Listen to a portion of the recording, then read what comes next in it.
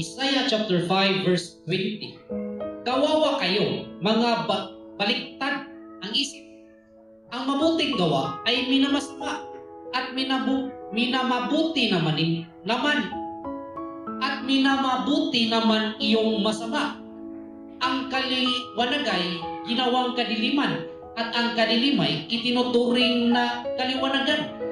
Sa lasang mapait ang sabi matamis.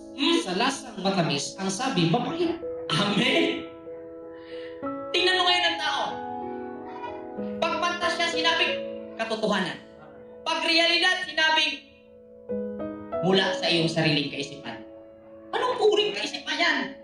Baliktad kaisipan mo, brother. Baliktad kaisipan mo, kapatid. Sister.